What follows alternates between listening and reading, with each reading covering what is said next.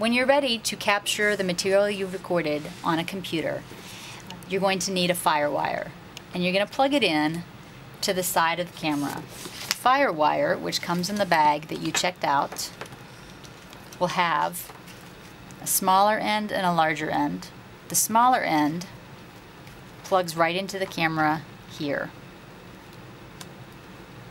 The other end will go into the back of the computer.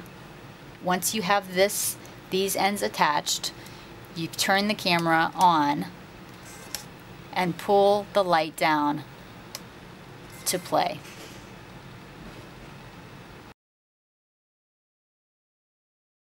Okay, after you've hooked up the FireWire and connected the camera to the computer, you are ready to capture the video that you shot on the Sony Handycam into Final Cut.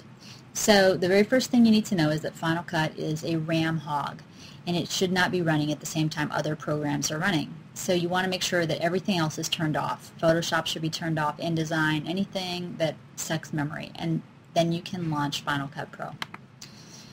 When you launch it, the first thing it's going to do is try to open the last project that was opened on it. You may get a message that says it can't find the camera, and that's okay right now. We're gonna work with that.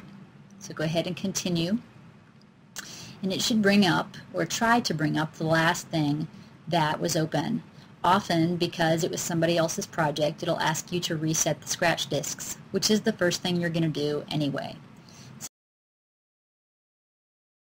So the very first thing I'm going to do is go up here under System Settings, and I'm going to actually set my scratch disks to my external hard drive.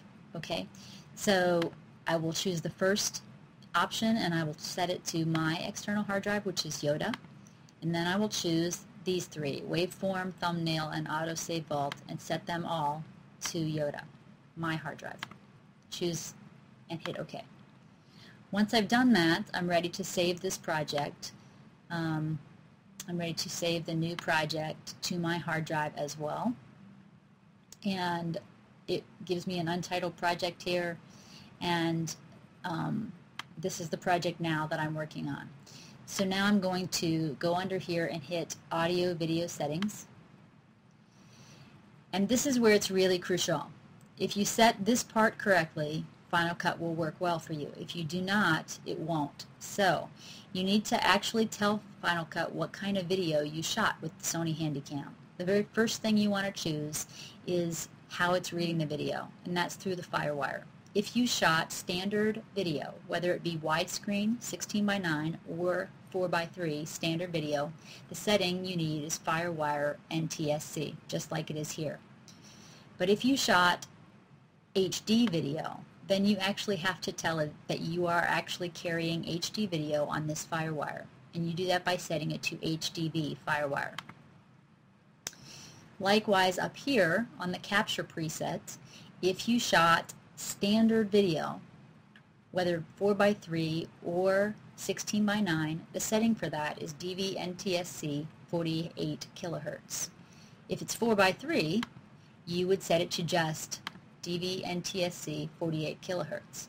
If you shot it at 16:9, then that's DV-NTSC 48 kilohertz anamorphic. If you shot HDV video, then you actually have to choose HDV. And then you're going to set your sequence preset for the same thing.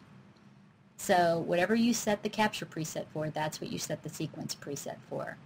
Now, if you shot standard video, these will exactly match. If you shot HD video, the choices for HD video are many, and you are going to probably choose one of the HDV settings, and we know that we set this one to 1080 HD video at 30 frames per second. So I'm setting that, and I'm going to hit OK. Now Final Cut is ready to capture the HD video that I shot. So I will go to the Log and Capture window, launch it, and if I set everything else correctly in the audio video settings, the VTR OK under here under the viewer tells me that it's recognizing the camera. If it's not recognizing the camera because I didn't set it correctly, it'll say no communication. However, it is, and so I'm going to actually name or give a description to my video, and in this case I'll just call it test video. And as soon as I do that, you'll notice that test is the description and it becomes the name for the clip. It's always good practice to name your clips.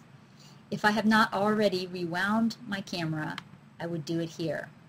Now the Final Cut is in control of my camera, but I have already done that, so I'm going to hit stop, I'm going to hit play and capture now. And it will bring up the viewing window, and you have to let it play back for as long as you recorded it. So if you recorded an hour video, it's going to capture an hour video. As soon as it's done doing that, as soon as you're finished capturing the video, it will add the video, whatever you named it, to your library. And then you'll be ready to pull it down onto the timeline and work with it.